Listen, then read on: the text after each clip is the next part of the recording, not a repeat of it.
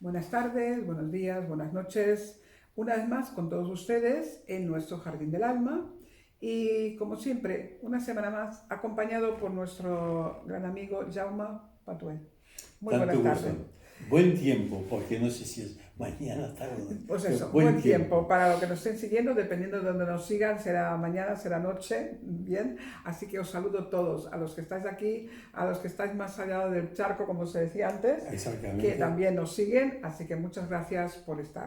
Y que hoy no hay distancias. No, no, no, no. Con todos los medios que contamos no hay distancias. Simplemente hay ventanas de conexión. ¿Sí? Exacto. Son ventanas. Bueno, Jaume me ofreció hablar de un tema que él es el profesional, yo simplemente soy el que lo está siguiendo. Y el título de hoy es El ego y el principio de realidad. Mm. Bueno, él, según los apuntes que me pasó y yo leí, dice: hablamos de un texto que ha leído y que nos sirve de introducción al tema de hoy. En su escrito nos cuenta que todo lo enterrado o sepultado o reprimido vuelve a salir en otro lugar de forma imprevista y a veces en lugares peligrosos. Bueno, pues dice usted que la memoria no se puede enterrar ni parcial ni totalmente. ¿Sí? Bien, sitúo. Sí, tú eres. ¿Por qué el título El ego y el principio de realidad? Como psicoanalista, a mí me gusta actualmente recordar lo que Freud escribió hace justamente 100 años. Bien. Lo hice con el principio, más allá del principio de realidad, lo hice con psicología de las masas y en febrero o marzo del 2023 es el centenario del libro El yo y el ello. Y entonces, a raíz del artículo de Freud, he hecho el artículo corto para una revista, más largo para otro, recordando pensamientos de Freud, sin canonizarlo, que son de actualidad. Sí. Son de actualidad. Una de las cosas de mi inflexión en la vida fue leyendo a Echegóien Fundamentos que pude vivificar en mí que el gran aporte de Sigmund Freud, nacido en 1856 y muerto en 1939, después de 16 años de un cáncer en la garganta, ese señor aportó a la cultura occidental a nivel científico que el ser humano tiene un mundo que no conoce, que él lo llama el inconsciente. Digo esto porque el mismo Freud dice, el ser humano ha sufrido 3 heridas. La primera herida, superada teóricamente, que el ser humano contempla el cosmos, que el centro no es la Tierra, sino que el centro es el Sol. Digo así porque hay quien vuelve a defender que la Tierra es llana, Sí. por tanto, la Tierra. Este es fácil superarlo. La segunda herida grave es que el ser humano es fruto de evolución biológica, Bien. que esto aún está en lucha. Está en lucha. Y la tercera herida que no cuaja, que no se admite aún, es que el ego de la persona es un simple esclavo. Es decir, que funcionamiento nuestro es desde un mundo desconocido, desde el inconsciente, y que muchas cosas que queremos hacerlas por el motivo A o B, en el fondo los hacemos por otro motivo que desconocemos. Exacto. Él llama el mundo inconsciente.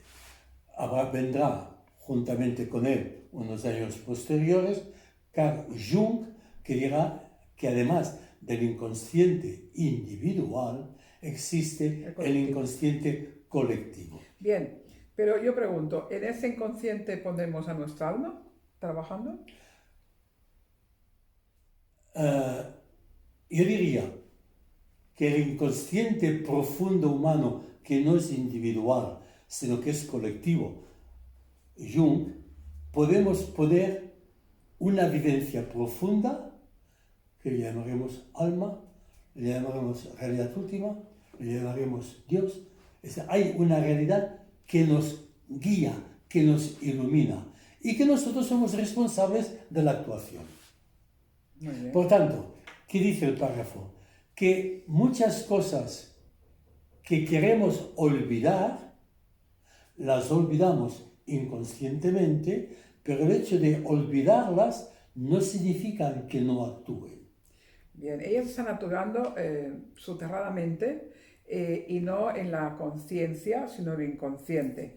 Pero así todo, dices que la memoria no se puede enterrar, ni parcial ni totalmente, ¿correcto? Sí, sí. Pero, ¿por qué? Normalmente, cuando hay un gran problema, muchos psicólogos y terapeutas se dicen, no se preocupe usted, pase página y olvide este hecho traumático. ¿Por qué se le pide que olvide? Cuando en realidad, en la terapia de la psicología profunda, se hará todo lo contrario, recordar para sanar. ¿Sí? Haces una pregunta muy razonable. A ver, ¿cómo me puedo explicar? Volveré a la metáfora de la margarita. La margarita tenemos el capullo, es el centro, con muchos pétalos. Si pongo en el centro la psique, que hay que decir que es, cada pétalo conecta con un punto de la psique. Por eso cada pétalo puede hablar de la psique. Si no conecta, no puede hablar. Entonces, cada pétalo tiene el derecho y la obligación de hablar de aquello que experimenta. No puede hablar en nombre de otro pétalo. Entonces, la gente que se acerca a la psique se acerca desde ángulos distintos y entonces hablan desde este ángulo. ¿Qué nos pasa actualmente? Actualmente la gente habla del inconsciente, pero habla de una forma, yo diría, muy etérea, muy vaga. Es como si el inconsciente lo pudiera conocer en sí. Entonces, yo me pongo en un pétalo, me pongo en la psicología profunda. ¿Qué significa profunda? No que voy a los abismos, sino que amplío mi mirada sobre mi interior. Eso es psicología profunda, ampliar la mirada. Si amplío mi mirada, me doy cuenta de que hay cosas que con una reflexión, una introspección, de debajo de la mesa, lo puedo poner yo encima de la mesa. Pero también voy descubriendo, gracias a la psicología profunda o de las profundidades o de las altitudes, ciertas técnicas me ayudan a ver que hay algo más a fondo o más alto que con la sola razón e introspección no tengo suficiente. Ni herramientas. Entonces ya es un instrumento nuevo. Pero ese instrumento nuevo no lo tienen en cuenta todas las escuelas de psicología. Bien. Si cada escuela de psicología tiene en cuenta su método. Y por tanto, ahí dirán, otros dicen, yo no me preocupo del inconsciente o no me convence, por tanto, pase usted página. Bien. Y se pasa página en la superficie. Pero a fondo hay... Pero a fondo aún continúa. Claro. Y resulta que la página siguiente repite la anterior de otra forma distinta. Claro, así estamos en ansiedades, más ansiedades y depresiones, más depresiones. ¿Por qué? Se está tratando la parte superficial, pero no se está buscando la raíz de la causa. El ejemplo más típico, aquella joven que no aguanta de su madre o aquel hijo que no aguanta de su padre. Y yo a mi madre no la soporto, y cuando es mayor hace exactamente lo mismo que aquello que no soportaba o de la madre, la hija o del padre. Sí. ¿Qué significa? Que se repite. Se repite. O sea, que no es suficiente decir yo no voy a hacer, sino que él haga bien. Meterse en el interior de uno mismo, hablo psicológicamente, no es agradable porque hay que enfrentarse con lo que Jung llama la sombra, el aspecto negativo nuestro. Negativo no significa destructivo, es decir, aquella sombra, aquel aspecto que yo no quiero ver, por 1000 razones fóbicas o prejuicios, y cuando te enfrentas dices, si me hubiese imaginado que era esto, ya me hubiese metido con ello antes. No hubiera profundizado. Por tanto, no puedo, además, si seguimos a un gran biólogo, Rupert Sheldrake, que habla de los campos morfogenéticos, es decir, la memoria orgánica, es decir, hay mucha memoria en nosotros, orgánica en nuestras células. Sí. Por tanto, el instrumento para sacar eso, para presenciar y poner esos aspectos encima de la mesa, pues hoy día, por suerte y gracias a la técnica, hay muchísimos. Y se está rescatando aspectos que a partir del siglo XVII despreciaban. El mundo de la alquimia, el mundo de la magia, el mundo chamánico. Resulta que actualmente se recupera, pero constructivamente, porque es otra forma de fuente informativa de la realidad total del ser humano. O sea, se le da un lugar de respeto a cada trabajo y a cada información que nos está llegando. Exactamente, porque el ser humano no es un manojo de células, ni el ser humano es una máquina, ni el ser humano es un reloj.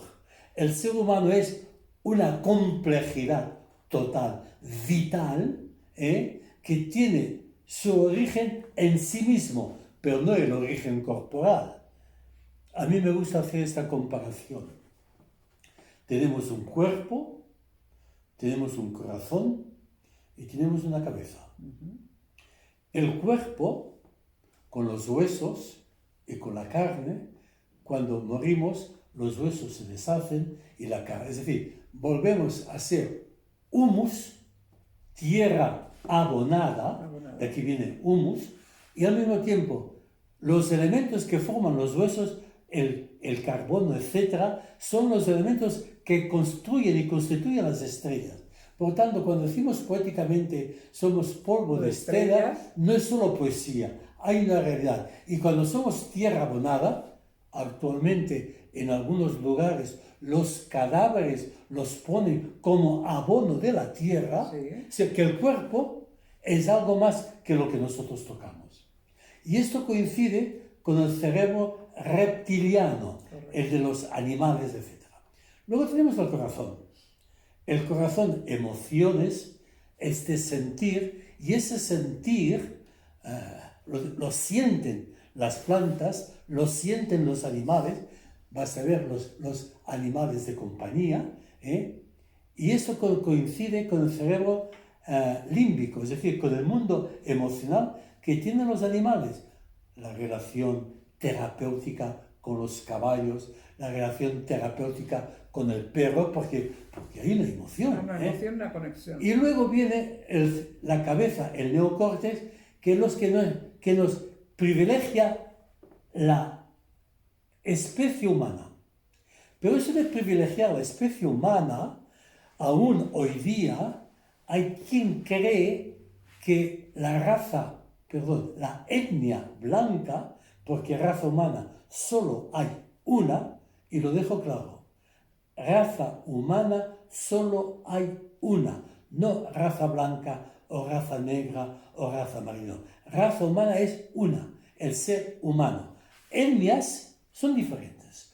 Digo esto porque en un momento dado, en la India, cuando Castilla con Cristóbal Colón catalán fue a descubrir América, los de allá dicen conquistar América, no es lo mismo descubrir que conquistar, No. se discutió en Valladolid por Ginés de Sepúlveda frente al dominico Fray Bartolomé de las Casas, sí, que los indios tenían un alma, pero inferior a la blanca. Y además, y los indios decían que los negros tenían alma, pero inferior a la india. Todo está poniendo trabas y Es decir, la gran dificultad diferencias. de aceptar que todo ser humano es igual al otro. Y esto insisto, por esta nueva toma de conciencia que tenemos en el mundo. Es decir, cómo las etnias se van cruzando, cómo las etnias se van conociendo y cómo no hay ninguna etnia superior a otra. No, correcto. Por tanto, todo eso queda en el inconsciente colectivo y además hay que dar un inconsciente cósmico, es decir, hay una realidad que nos abraza a todos. Claro, cuando tenemos esta mirada nueva, hay que ver a la humanidad con ojos distintos, no contemplar la humanidad como algo que algunos pueden dominar, manipular, como realmente se está haciendo en el siglo XXI. Sí, claro, y entonces, claro, ¿qué pasa? Claro, esto nos pide ir madurando, ir teniendo lo que se dice sentido común y que el otro ni es inferior ni superior a nosotros.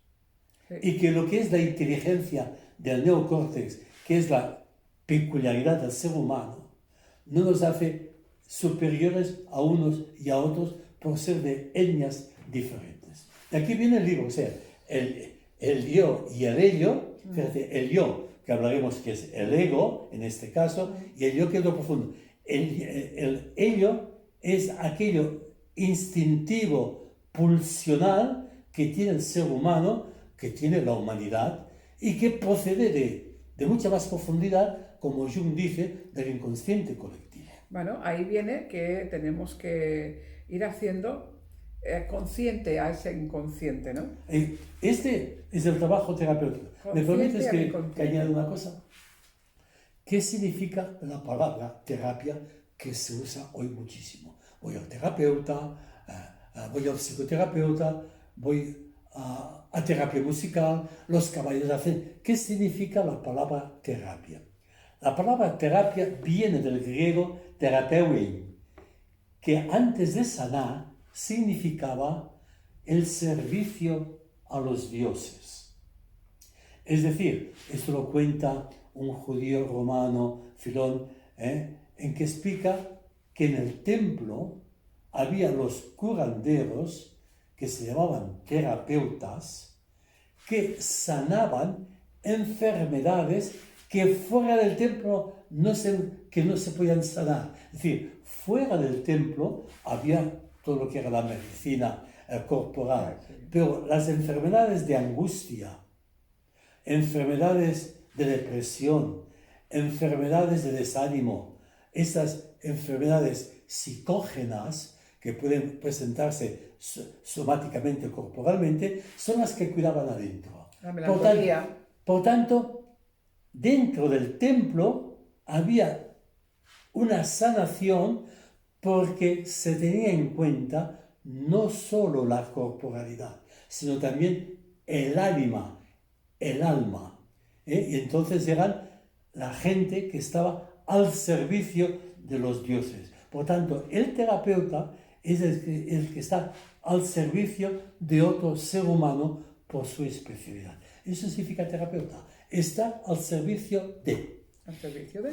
Bueno, y esto también nos diga que aquí se ha hecho una comparación del ego con el jinete, que tiene que conducir a un caballo de acuerdo a sus normas.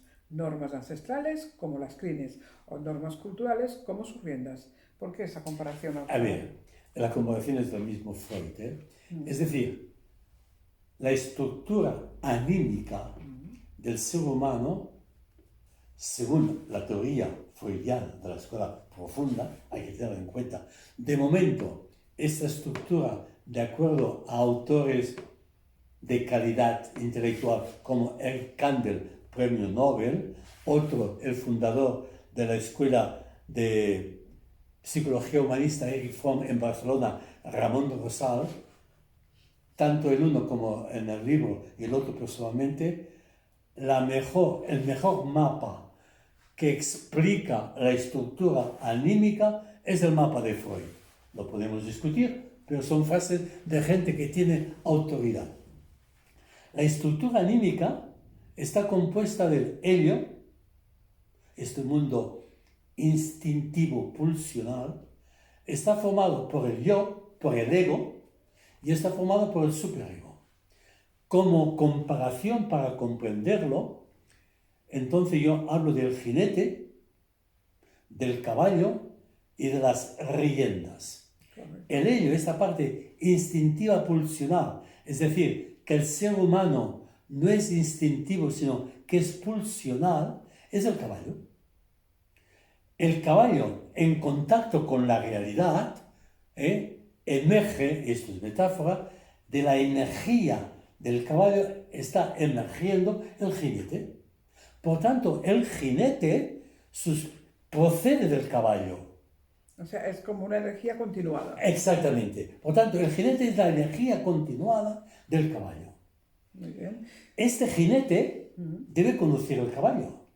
Y como el jinete se va haciendo en contacto con la realidad a los 2 meses, a los 2 años, a los 4 años, etc., a los 50 años y a los 80 años también, y a los 90 también, este jinete se va formando, pero sabiendo que su fuente es una energía. Correcto. Y que al principio los criterios de actuación son pulsionales, son la caballera o la crinera del caballo. Por tanto, el niño se coge a la crinera y actúa impulsivamente, etc. Claro. Pero a medida que crece, el jinete va recibiendo normas culturales a través y está formando las riendas, Tomando las riendas. está formando unas riendas que el material es dado, deja la crinera, deja la cabellera para coger unas riendas. Pero estas riendas se las dan, no las construye yo, son las normas culturales. Sí. Cuando digo eso, todo eso es necesario, Sí. Pero debe llegar un momento, el gran salto, que el jinete dice, el criterio de la cabellera del caballo no es mi criterio, los criterios culturales los cuestiono, unos los hago míos, otros no, y pongo de nuevo, y es entonces cuando el jinete pone en el caballo las riendas que él ha fabricado. Bien, ahí es cuando él muestra la seguridad de lo que él ha creado. Por tanto, piensa por sí mismo. Claro. Y siempre teniendo en cuenta, a más, que la energía del caballo y el entorno por donde está cabalgando. Porque el jinete es un fruto de toda evolución. Y también indica que el ego es una estructura psicogenética. Es decir, el jinete, el ego, con el caballo, ¿cuál es la función del jinete? Que el caballo con las riendas se mueva bien en su entorno. Por tanto, el jinete debe conocer el entorno. No puede cabalgar el jinete de la misma forma yendo por las arenas del mar, o yendo por la montaña, o cabalgando por el asfalto de la carretera, o cabalgando por una calle de la ciudad. O sea, el ego, el jinete, debe emplear las riendas de acuerdo al terreno que va pisando. Por tanto, la función del ego es conectar con la realidad.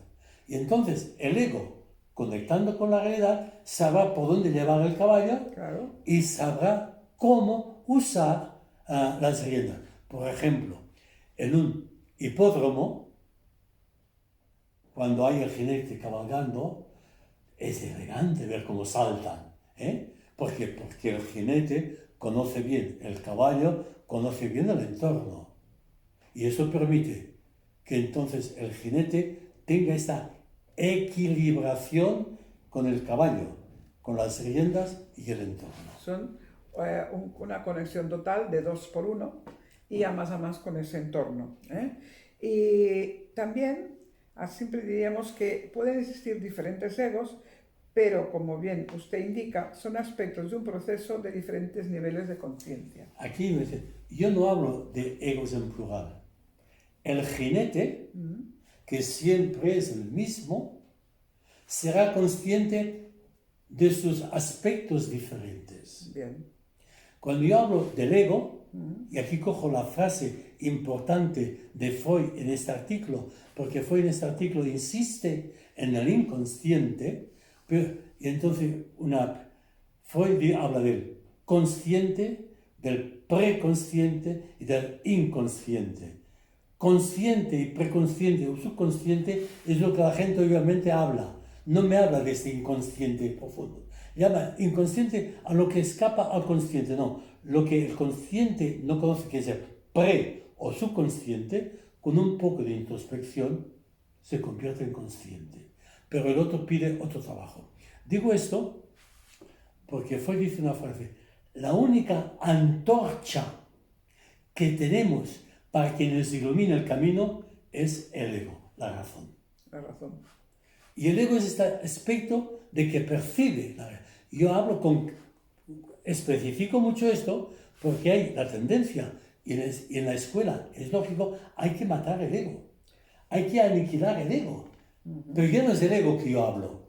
No es la antorcha, es decir, no podemos apagar la antorcha para caminar. No. Esta antorcha y el día que el ego no funciona, Alzheimer por un lugar, depresiones por otra, o bien degeneraciones generativas, mil enfermedades de interés, o bien cuando no funciona la neurosis al orden del día, o la ansiedad que no sabemos cómo manejarla. Por tanto, la antorcha no la podemos apagar.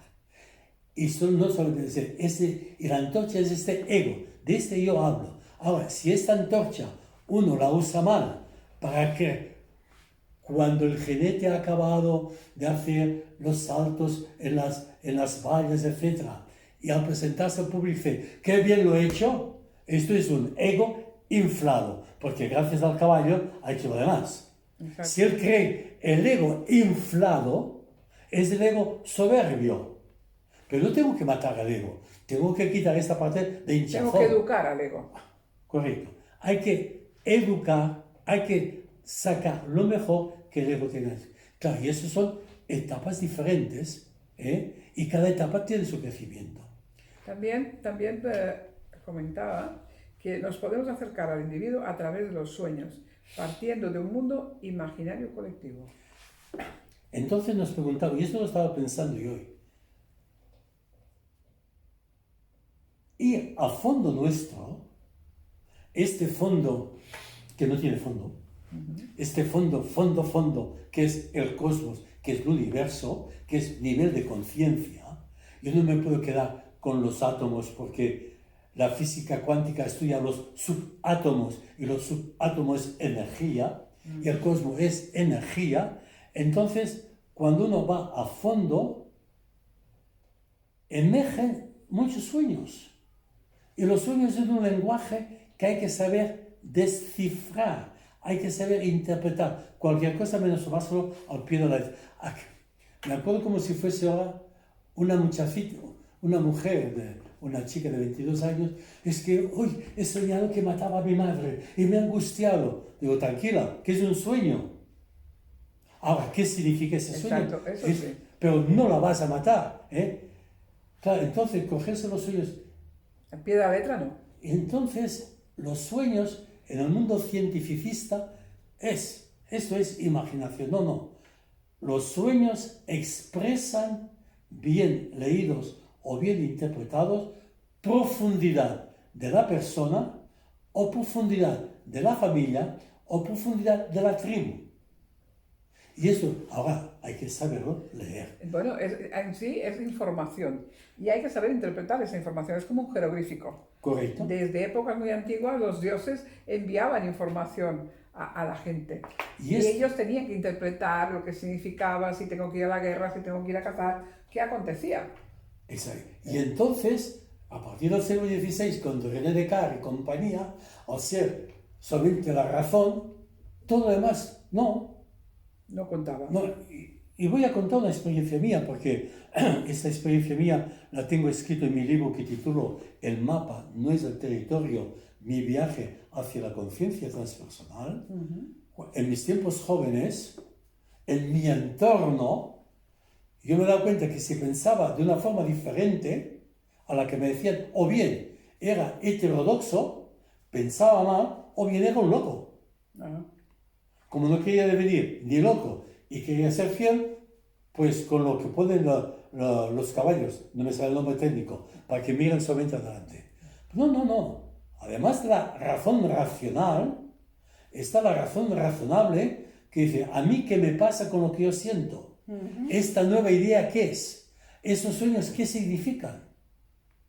Y entonces yo cuando empecé el psicoanálisis años aprendí a interpretar los sueños. Además de la escuela educativa o pedagógica de la que yo vengo, el que es el fundador de esta escuela, partía de sueños, pero sueños que hay que saber interpretar.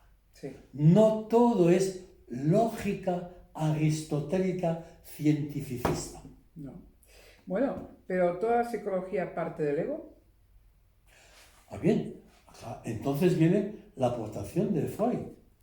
La estructura anímica no es el ego. El ego tiene una función en esta parte anímica, pero la profundidad, el movimiento, lo lleva el caballo, no lo lleva él. Quien tiene la energía de vivir no es el jinete, es el caballo. El caballo.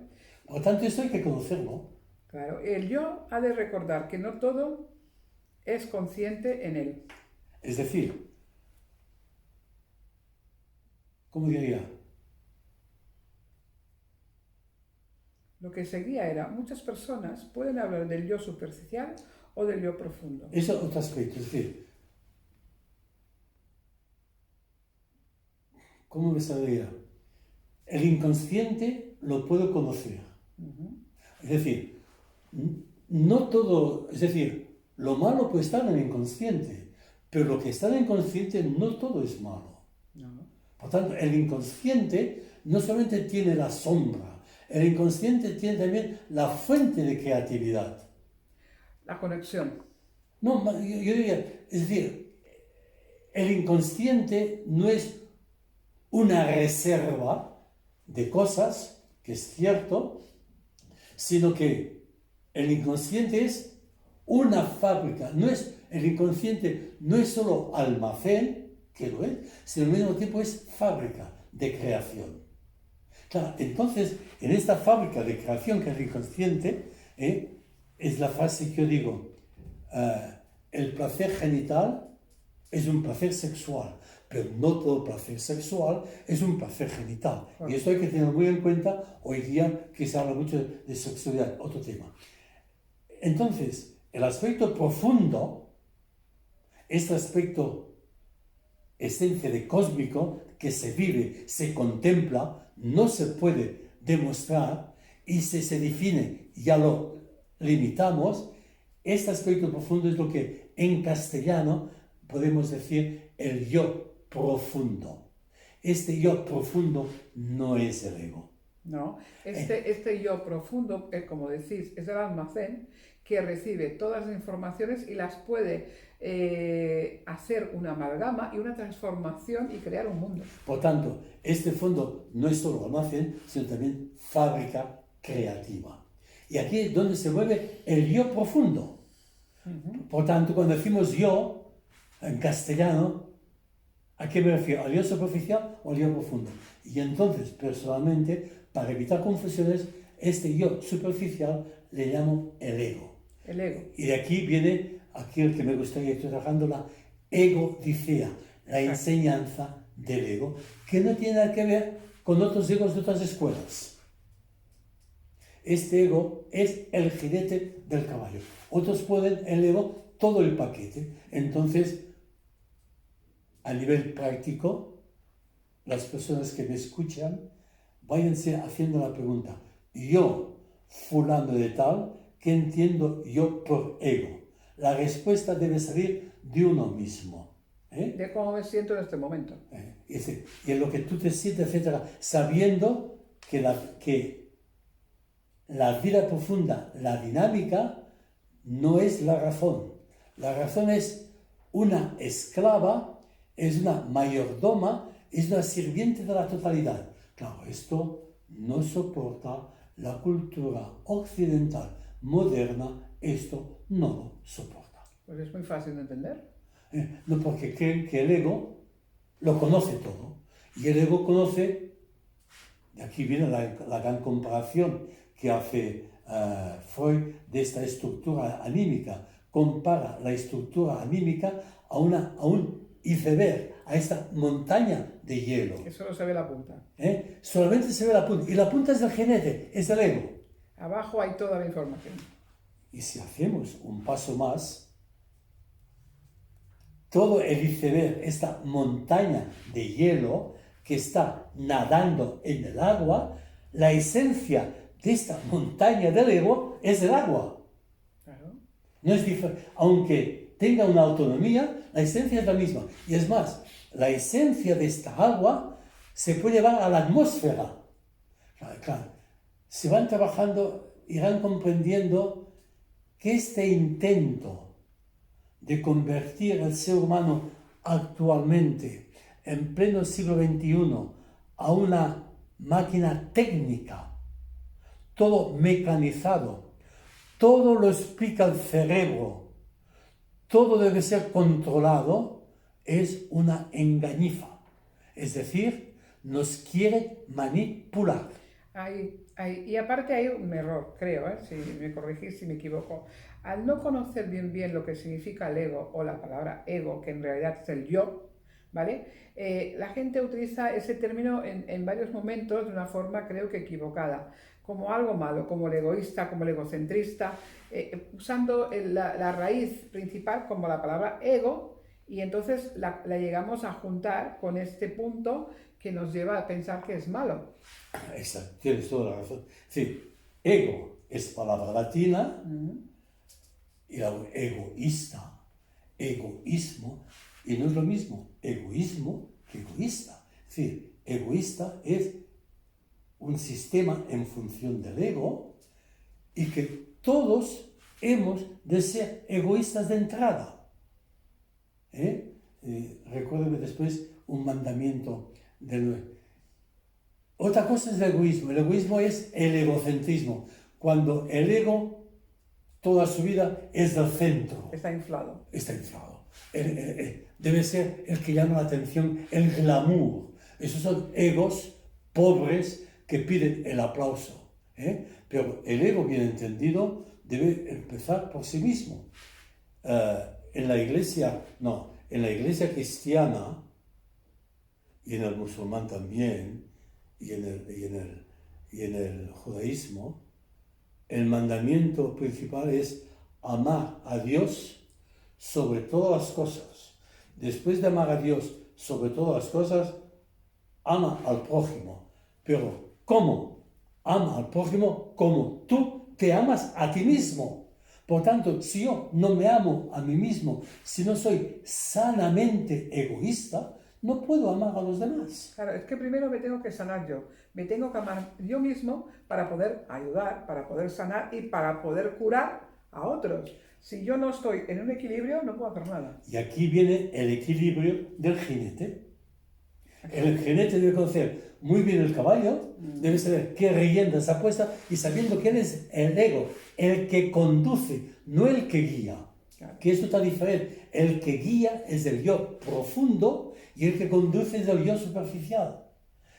En otras palabras, a mí me gusta usarlo, el ego, si entiende, cree que es el propietario de la estructura anímica, tenemos la soberbia máxima. Porque anula toda la profundidad. En cambio, cuando el ego toma conciencia, no que es el propietario, sino que es el gestor de esta propiedad, es diferente. Cambia por completo. Claro. Y un buen gestor será mejor cuanto más información tenga de todo. Claro, porque además este gestor con buena información está al servicio del propietario. Exacto. Y el propietario no es ni el cuerpo, ni el corazón, ni la razón. Es el nivel de conciencia profundo.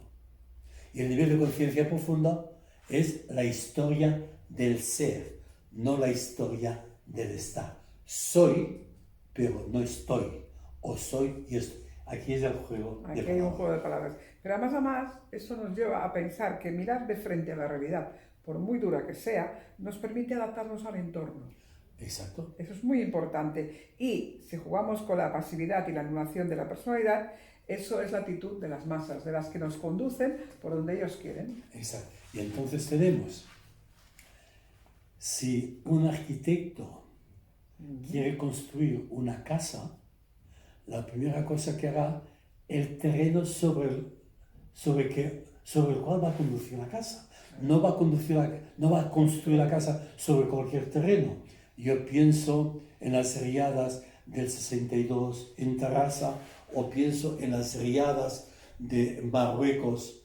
Tanto en Marruecos, no acuerdo el lugar concreto, se construyeron casas en la misma riera. Bueno, pero es que eso es impensable, porque hemos de pensar, hay un dicho que es conocido, que es el que al lado del río mora, una vez ríe y otra vez llora. Al lado de una riera, al lado de donde está la naturaleza mandando, y hoy en día que la tenemos tan mal cuidada, que no hay una contención, no podemos construir en un terreno blando, en un terreno que van las aguas. Eso es de lógica, no hace falta ser tan inteligente. Por tanto, el ego debe fortalecerse. Ahora, para fortalecerse, debe conocer el terreno y no debe tener miedo a conocer el terreno interior como el terreno exterior. Cuanto más conozca el terreno exterior, con quién hablo, a quién me dirijo, qué trabajo me piden, qué leyes hay, etcétera, etcétera. Yo, qué fortaleza tengo para hacer. Yo una vez en mi vida me consideré fuerte y es cuando me hice el mal profundo. Ayudar a una persona que no tenía que haber ayudado. Claro, entonces, cuando conoces tus capacidades, puedes actuar. El arquitecto construirá una casa con tranquilidad sobre un terreno fuerte, sobre una roca, no sobre tierra movediza. Exacto. Y además, y esto, la responsabilidad de la madurez de este ego, nos lleva, desgraciadamente, al mercado de la psiquis. Hay mucha confusión con los términos. Y yo digo, ¿todos los estudiantes no leéis los mismos libros? Bien, a ver, vayamos por parte. Me quedo con la palabra psique, que la palabra psique es el ruach, el nefesh hebreo, o el ánima. O sea, psique en el fondo significa respirar. Bien. Y lo hemos concretado en esta estructura anímica. Quedémonos ahí. ¿Vale? Por tanto, todo aquel que trabaja sobre la psique está en el ámbito psiquista. Esta palabra no se emplea demasiado. El ámbito psiquista es todos aquellos que trabajan sobre la psique. Un psiquiatra, un psicólogo, un psicoanalista, un psicoterapeuta, un psicomotricista, todos trabajan sobre la psique. Es el ámbito psiquista, como hay el ámbito molecular, como el ámbito etc. Por tanto, todo aquel que trabaja en el ámbito de la psique, en el mundo psiquista, tiene una especialidad. Y unas herramientas. Y unas herramientas. Y cada uno debe ser muy consciente de qué parte de este mundo psiquista trabaja. Exacto. Y entonces tenemos que hay muchas escuelas distintas, todas son buenas y todas son limitadas. El que no se debe aceptar, y eso pasa hoy, que solamente un factor psiquista o un pétalo del mundo psiquista es el que vale porque tiene características, entre comillas, científicas o cientificistas. Eso se da, y no quiero hablar de qué nación, de una lucha para comprender que la psique no solamente se calcula, se mide, sino que es cualificable, tiene calidad que no se puede medir con números. Pero esto es experiencial, es real. Por suerte está entrando. Pero lo que calculo es científico, lo que no calculo no es científico. Por ahí no vamos. No. Y los científicos tampoco. Hemos de abrir campo de mira. Y entonces es natural que si yo tengo en cuenta solamente la parte de comportamiento, o la parte cognitiva, o la parte emocional, ¿verdad? Pues tenga instrumentos especiales para este aspecto del ámbito psiquista. Sí, pero claro, hemos de respetar mucho y saber cómo se trabaja para que cada uno utilice sus herramientas y sus formas para al servicio de. Pero hay momentos en que tú no tienes todas las herramientas y tienes que ser muy honrado y derivarlo a otro que siga un trabajo, Por sin eso, egos o inflados. es más, cuando yo he hecho una conferencia o he dado clase, la primera cosa que digo cuando hago una conferencia, hablo desde esta escuela. Desde este Yo punto. no puedo dar una charla o una conferencia sin decir desde qué pétalo yo hablo, Exacto. desde qué escuela yo hablo. Ninguna persona del mundo psiquista tiene la totalidad. Ninguna. Por tanto, eso es honesto. Y entonces, hay escuelas que solamente se tienen como objetivo el comportamiento correcto, Solo se o enfoca. solamente la parte cognitiva, correcto, o solamente la parte emocional. Otro tema es hablar de la inteligencia emocional, que se habla mucho y a mi entender bastante distorsionado. Claro, debe haber la honestidad profesional cuando viene, yo trabajo así. Así, exacto. Si usted está de acuerdo, aceptamos. O sea, mi trabajo personal como profesional hasta ahora ha sido saber escuchar, porque escuchando puede decir a la persona que habla qué me está diciendo con lo que me dice. Y él debe aprender que con lo que me dice me está diciendo otra cosa que él solo no puede llegar. Pero, Y entonces, pero más o más hay que tener en cuenta que muchas veces cuando llegan por primera vez a la consulta, sabemos muy bien que la persona o te pone a prueba o te quiere vender su punto de vista. Y tú debes de escuchar, debes de esperar hasta que llegue un momento que le dices, bueno, me has vendido todo esto, lo he escuchado, pero no estoy de acuerdo. Vamos a ver. Rusia prohíbe el psicoanálisis y los psiquiatras mandan al psiquiatra a la gente disidente. Ah, muy bien. Es una forma... Hablo de hace años. Bueno, pero yo también vamos a llegar ahí, ¿eh? Vamos a llegar con Rusia, ahí entre Rusia... Hablo de Bueno, décadas. pero en este momento digo yo, entre Rusia y Ucrania, que están en guerra, ¿cómo están sus egos? No me meto aquí. Bueno, pero No me meto. ¿es una guerra de egos o no? No. Aparte. Es decir, la sola cosa que me indigna es que se haya declarado una guerra en pleno siglo XXI. Aquí hay algo Que no funciona. que no funciona. Pero no es una, llevamos unas cuantas arrastradas, ¿eh? En pleno Sí. siglo XXI, por Sí, desgracia. pero no tantas como antes, también hay que decirlo. Hay muchas guerras, pero no tantas como antes. Que hay en el fondo, yo escuché al principio una mesa redonda con personas competentes y decían, esto de la guerra de Rusia y Ucrania al principio se va a reducir solo y nuevamente a un aspecto económico. Hombre, por supuesto, estoy plenamente de acuerdo. Y aquí, claro, entonces, ¿qué es? A mí me duele lo que he podido saber por prensa de confianza, las masacres de una parte y de otra, y luego la manipulación que nos ha dicho. De la prensa. Y luego el mal que se ha hecho a gente inocente, que es estos seres que están... Esto a mí es lo que me duele. Y esto que a mí me duele tanto, y a la mayor parte, los responsables son efectos colaterales. Ah, claro, siempre. Eso es como cuando ETA mataba en España y decía, ay, todos los que han muerto han sido por accidente porque queríamos matar a uno, pero de paso hemos matado a 40 en el Hipercor. Esos son efectos colaterales. Bueno, y esto es lo que a mí personalmente, desde el mundo psiquista, me revelo, me sublevo, que no se tenga en cuenta al ser humano como finalidad, sino usa al ser humano como alma arrojadiza. Carne de cañón, Exacto. como se decía hace unas cuantas. Exacto. Y en el último punto, la globalización y la digitalización, ¿en qué nos va a afectar a todos? Todo Bueno, digital, entonces, todo globalizado. Entonces a mí me gusta expresarlo que ha habido en el mundo un golpe de Estado fáctico financiero.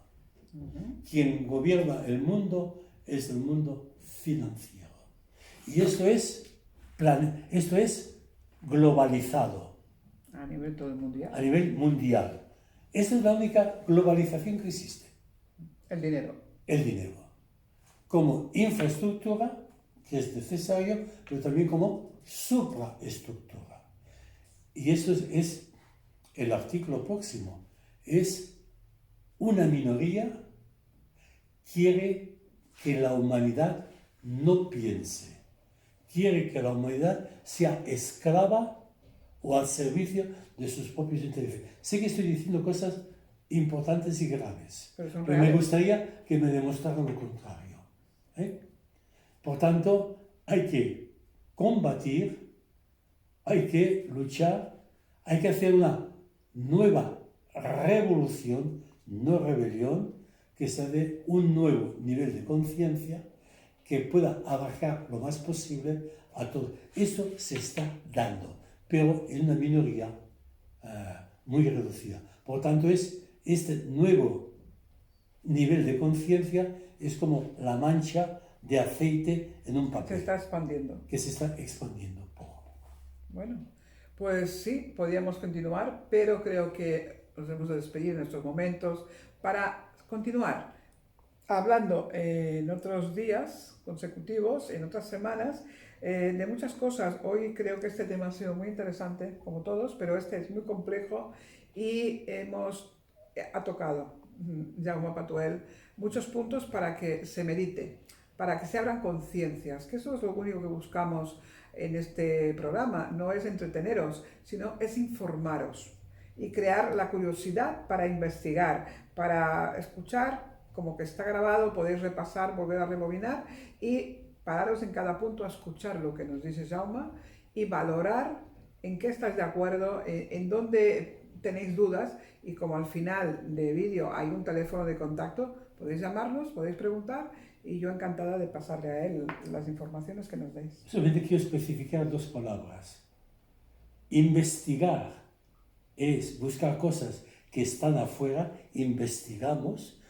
En cambio, hacia nuestro interior, indagamos. Muy bien, la diferencia. Hay que indagar nuestro interior. Cuanto más indagamos, estaremos más preparados para investigar. Perfecto, estoy plenamente de acuerdo y es así, pero de verdad que cada vez que indagamos nos preguntamos más. Exacto, más cosas. Y que no es fácil responder. No, no es fácil y sobre todo no es fácil enfrentarte con tu sombra. Eso es un gran problema, pero también trae la solución. Aceptar la sombra es parte de esa maduración como ser humanos. Así que muchas gracias por seguirnos, por estar ahí y nos volvemos a ver la próxima semana. Gracias.